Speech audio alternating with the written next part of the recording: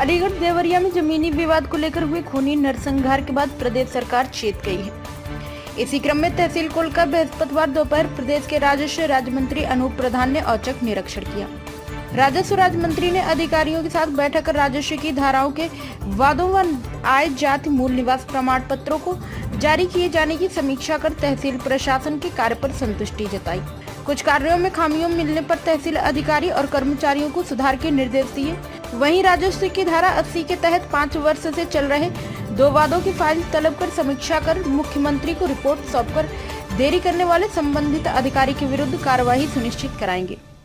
जहां एक और राजस्व मंत्री ने तहसील प्रशासन के कार्यों पर संतुष्टि जाहिर की, वहीं 2 किसान अपने संक्रमणीय और दाखिल खारिज की शिकायत को लेकर पिछले 3 वर्षों से तहसील कोल के चक्कर लगा रहे हैं। प्रदेश के राजस्व राज्य मंत्री अनूप प्रधान ने बृहस्पतिवार दोपहर 2 बजे तहसील कोल पहुंचकर औचक निरीक्षण किया। राजस्व राज्य मंत्री ने एडीएम प्रशासन व तहसील प्रशासन के अधिकारी और कर्मचारियों के साथ राजस्व की धारा 67-80 सहित विभिन्न मामलों में चल रहे वादों के प्रगति व जाति आय मूल निवास प्रमाण पत्रों के जारी किए जाने की प्रक्रिया की समीक्षा की। समीक्षा के दौरान राजस्व राज्य मंत्री ने तहसील के अधिकारी और कर्मचारी की कार्य पर संतुष्टि जाहिर की। वहीं राजस्व राज्य मंत्री ने कुछ मामलों में खामियां पाए जाने सुधार के निर्देश दिए हैं। उन्होंने कहा कि IGRS की शिकायतों का तहसील प्रशासन द्वारा 100% निस्तारण किया जाना पाया गया और तहसील कोल IGRS की शिकायत निस्तारित करने के नंबर बन पाई गई हैं। वहीं राजस्व की धारा 80 के तहत 2 मामलों में 5 वर्षों से चलते पाए गए हैं, जिनकी उन्होंने फाइल तलब कर ली है और वह फाइल की समीक्षा कर इस बात की जानकारी करेंगे कि इन मामलों में कितनी तारीख पड़ी है और कितनी कार्यवाही हुई। फाइलों की समीक्षा करने के उपरांत इसकी रिपोर्ट मुख्यमंत्री को सौंपेंगे और इसमें किसी अधिकारी द्वारा लापरवाही करना पाया गया तो उसके विरुद्ध मुख्यमंत्री से कार्यवाही सुनिश्चित कराएंगे।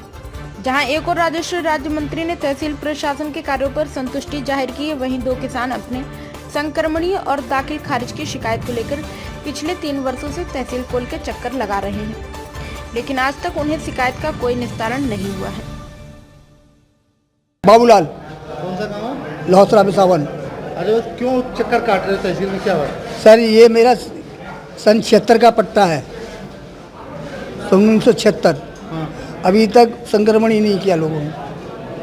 कब से आप तहसील में चक्कर काट रहे मैं 27/11/2021 से चक्कर काट रहा हूँ।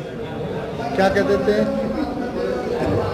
कानूनी प्रक्रिया चल रही है, कानूनी प्रक्रिया चल रही है। क्या बोलते हैं अधिकारी? पैसे मांग रहे हैं क्या? बताओ। अब पैसे तो अब सर गोलमोल, मैं इस बारे में कैसे एकदम इसका तो सर इसी प्रकार से हो, जब मेरा ही पट्टा रह रहा है जब पूरे गांव में और सारे हो चुके हैं। उन लोगों के कैसे हो गए, तुम्हारा क्यों नहीं हो रहा? अब ये तो वो जाने, तो मैं कैसे क्या बात है? कोई लड़ाई है किसी की? क्यों नहीं कर रही? लड़ाई सरकार की है, मेरी और सरकार की है। सरकार नहीं कर रही भाई, सरकार ही करेगी जब तो करेंगे ना। बाकी लोगों के हो गए? हो गए। कितने लोगों के हो गए गाँव में? सब कुछ होंगे, 35-40 लोग होंगे। उन लोगों की संक्रमण हो गए जी, आपके नहीं हो रहे? वो सरकार ने एक्वायर भी कर लिए। वो किस विभाग के लिए किया है, किस चीज़ के लिए किया है एक्वायर? ये तो ADA ने करा है, ट्रांसपोर्ट नगर के लिए। अच्छा। और हमने कहा था जी हमारा क्या आपका नक्शे से बाहर है तो उसको संक्रमण भी नहीं कर रहे न। क्या नाम है बाबा तुम्हारा? नन्नू सिंह। अच्छा, क्यों घूम रहे हो तहसील में? तहसील में घूम रहा हूँ। मेरी एक दाखिल खारिज है गांगरौल की 55 एकड़ जमीन की, 3 साल से उसके लिए घूम रहा हूँ मैं। और क्या कहते हैं तहसील वाले साहब कब मिलते हैं, कब नहीं मिलते, कब मिलते हैं, कब नहीं मिलते हैं।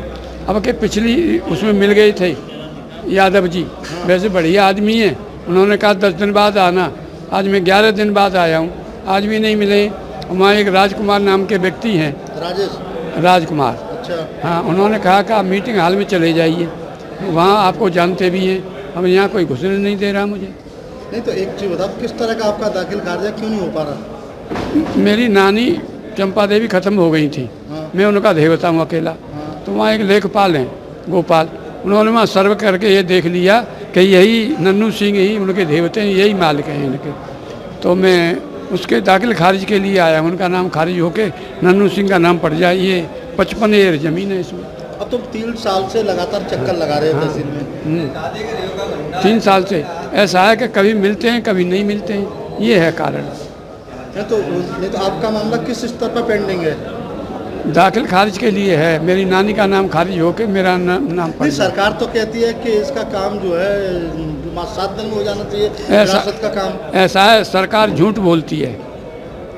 क्यों, आपको क्यों लग रहा है? मुख्यमंत्री तो अभी कह रहे थे, मुख्यमंत्री झूठ बोलता है। मुख्यमंत्री ने कल भी कहा कि 48 घंटे। वो झूठ बोलता है, बताऊंगा क्यों। क्यों? क्या गंदगी के लिए ये जो है प्लास्टिक के पाइप नहीं चलने चाहिए, और लखनऊ प्लास्टिक के पाइप से भरी हुई है। मैं जानता हूँ ये कालिदास मार्ग पर रहता है और किसी से मिलता और नहीं है, सबसे ज़्यादा झूठ बोलता है वो।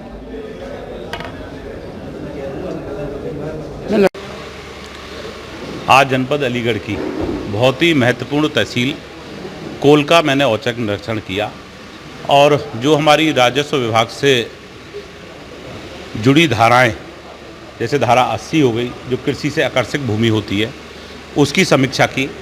धारा 24 जो हमारे संबंधित किसानों की पैमाइश, माननीय मुख्यमंत्री जी ने दिशा निर्देश जारी किए कि समय पर 3 महीने के अंदर हो जानी चाहिए, उसकी समीक्षा की। धारा 116 जिसमें कुरे बंटवारा होता है, उसकी समीक्षा की। धारा 67 जो सार्वजनिक भूमि होती हैं उन पर जो अवैध कब्जा कर लेते हैं, उनकी समीक्षा बैठक की। और भी जो हमारे आय जाति मूल वगैरह जो बनते हैं, जिनके लिए माननीय मुख्यमंत्री ने एक सीमित समय दिया है, इन सभी धाराओं को लेकर के समीक्षा बैठक की गई।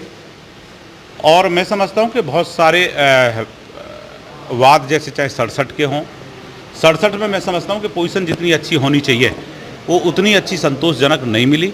लेकिन अगर मैं 24 की बात करूं तो 24 में बहुत अच्छा काम तहसील कोल में हुआ है।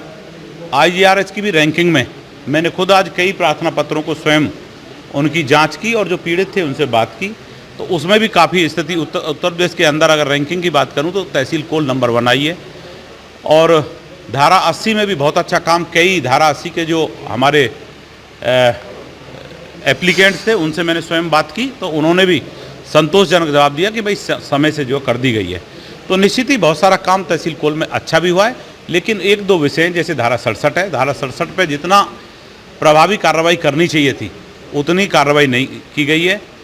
और निश्चित ही हमने सभी अधिकारी को, हमारे ADM प्रशासन थे यहाँ पर, हमारे SDM, सभी हमारे नायब तहसीलदार यहाँ पर उपस्थित थे, सभी को दिशा निर्देश जारी किए कि जो माननीय मुख्यमंत्री जी की मंशा है कि जितनी भी हमारी धाराएं वो सह समय हो जानी चाहिए। और अधिकारियों ने भी जो है पूरी निष्ठा के साथ ये भरोसा दिया है कि नेक्स्ट जब भी समीक्षा करेंगे जो भी कमियां हम उसको पूरा करने का काम। मंत्री, एक सवाल है, धारा 80 पे आपने पूरा फोकस किया, उसी पे बात कर लेते हैं जी।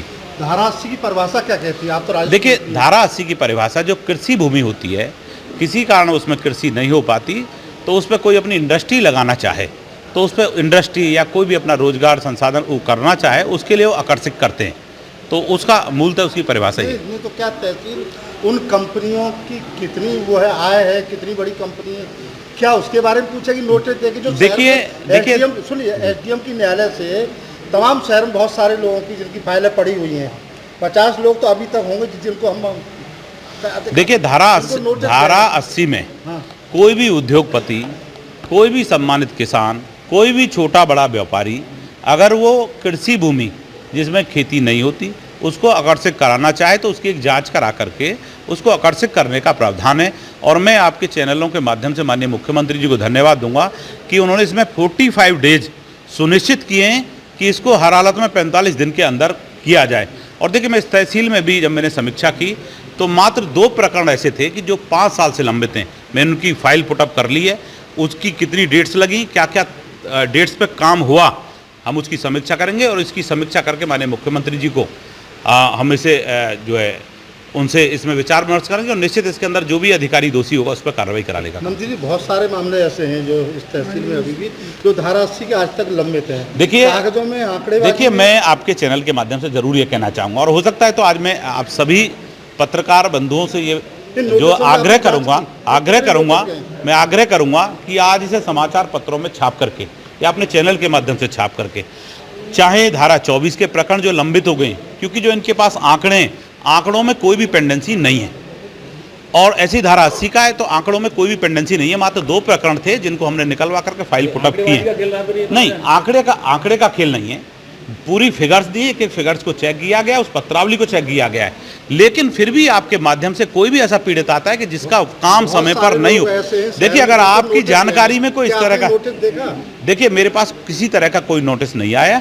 अगर कोई इस तरह का पत्रावलियों से नोटिस गए, आपने जो पत्रावली ना देखी होंगी धारा 80 कार्रवाई में जिनमें नोटिस गए, सुनिए बहुत सारे लोग मौजूद हैं यहाँ, ऐसी बात। देखिए, इस तरह का प्रकरण मेरे संज्ञान में आपके द्वारा बताया गया है। अगर कोई प्रकरण है तो आप मुझे लिखित में एक प्रार्थना पत्र दे दें, मैं जांच कराऊंगा।